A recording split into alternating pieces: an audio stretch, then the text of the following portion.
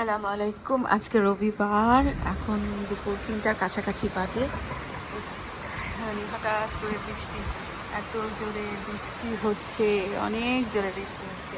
এই দেশে মানে শীতকালে বৃষ্টি হয় একদম। আমার এই যে ব্যাকের পানিগুলো দেখে আমার নানার বাড়ির কথা মনে পড়ে গেছে। কারণ ছোটোবেলায় সবসময় নানার বাড়িতেই বেড়াতে যেতাম, বেশিরভাগ দাদার বাড়িতে খুব কম যাওয়া হতো। কারণ আমি যখন খুব ছোট তখন আমার দাদা থেকে আমার জন্মের আগেই মারা গেছে, কিন্তু দাদি খুব ছোটোবেলায় মারা গেছে। তো দাদা দাদি যেহেতু ছিল না, সেজন্য দাদার বাসায় খুব একটা যাওয়া হতো না। কিন্তু নানার বাসায় যাইতাম। নানার বিশাল বড় একটা বাড়ি ছিল মানে নানার। তো ওখানে ওই দৃশ্যটা মনে পড়ছে। এরকম তো বৃষ্টি অনেক সময় অনেক দেখছি এখানে, কিন্তু মানে ওই নিজস্ব মানে নিজের বাসা থেকে বৃষ্টি দেখাটা অন্যরকম। ওই তো আগে তো অ্যাপার্টমেন্ট বা ইউনিটে থাকতাম, ওখানে অন্যরকম লাগতো। এই বাসায় যে খুব বেশি দিন থাকবো তা না, ওটা হয়তো থাকা হবে না এখানে, কারণ লোকেশনটা একেবারেই সুইটেবল গেছে। আসার কোনো ইচ্ছা ছিল না, কিন্তু অন্য কোনো বাসাই সুইটেবল ছিল না। এটা নেওয়া ছাড়া কোনো উপায় ছিল না, একদমই ইচ্ছার বিরুদ্ধে বাসাটা আসছে। বাসাটা সুন্দর সবই, কিন্তু 3 তলা 4 তলা এরকম আর কি, ছোটো চিকন একটা লেআউট, মানে চিকন লম্বা একটা জায়গা।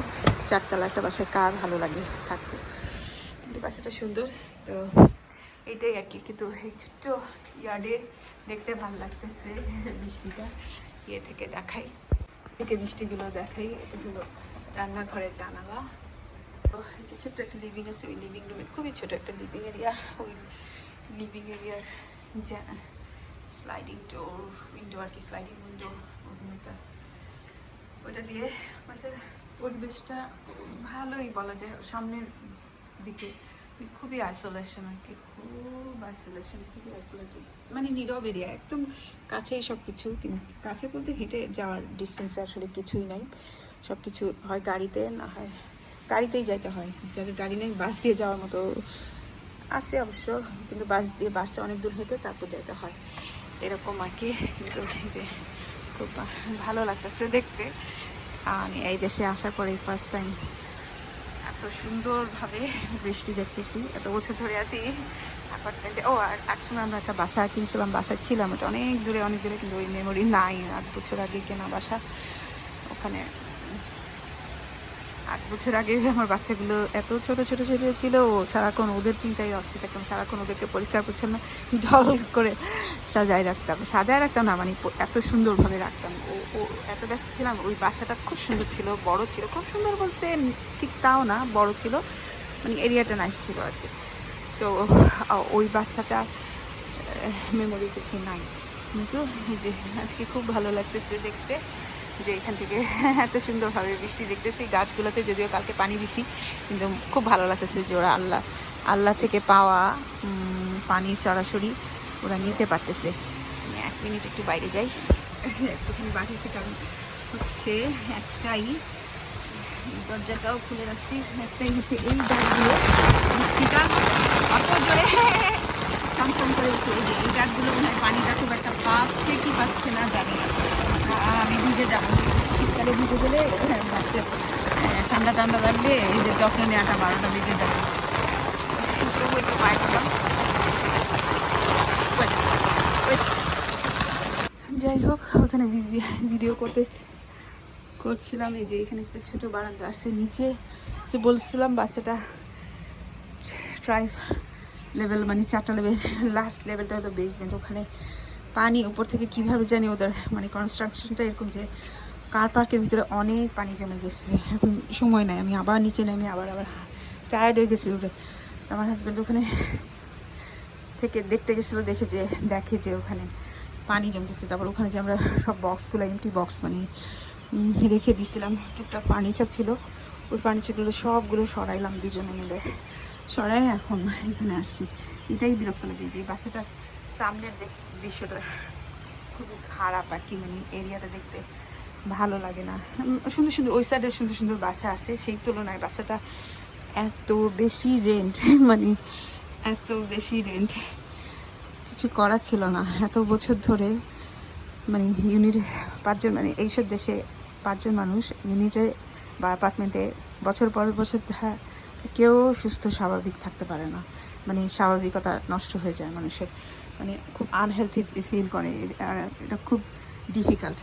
কখনই এমন অনেক বাসা ওরা বড় হতে হতে নানান প্রয়োজনে নানান বাসায় যেতে হয়েছে। এর আগের বাসাটা নিয়ে 4 বছর ছিলাম, কিন্তু ওই বাসাটায় বেডরুমগুলো এত ছোটো ছিল, স্কুলটা এত দূর, এই দুইটা মিলে অনেক প্রবলেম হচ্ছিলো। তারপর যে বাসায় গেছি ওইটা তো মানে 3 বেডরুম থাকলেও ওইটাতে একটা টয়লেট ছিল। এত জঘন্য একটা বাসা, মানে ওখানকার আশেপাশে নেইবারহুড সব কিছু এত জঘন্য ছিল, ওখানে বসবাস করার কোনো উপায় ছিল না। তারপরও ধৈর্য ধরে 1 বছর থাকছি এবং নানান ধরনের বিপদ ফেস করছি। একবার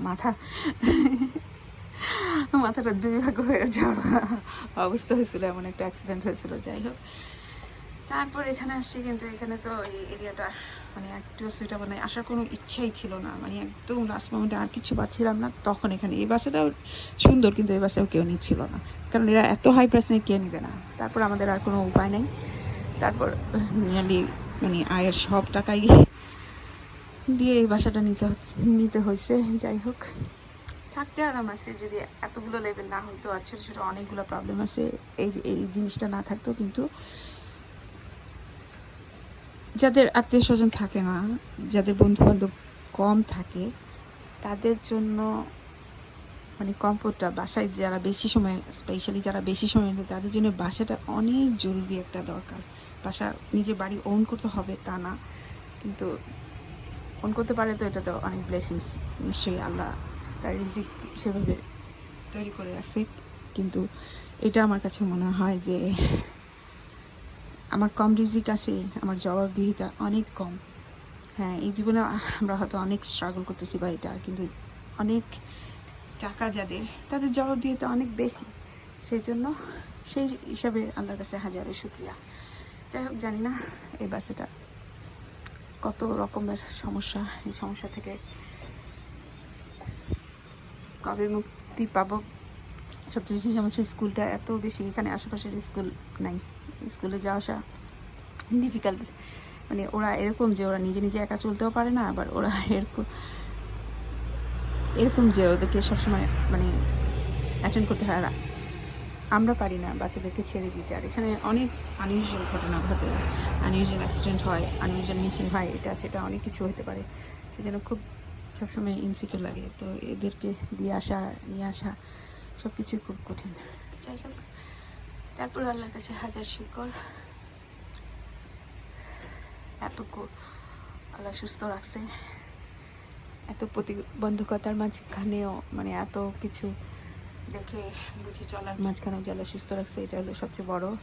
কতদিন সুস্থ রাখবে সেটা আরেকটা ব্যাপার। এটাই আজকে এই পর্যন্ত। সবাই অনেক ভালো থাকবেন, সবার জন্য অনেক দোয়া, অনেক শুভকামনা। আমি এসব কথা বলি, এটা হলো জীবনের অভিজ্ঞতা, কতভাবে কত মানুষের জীবন যায়।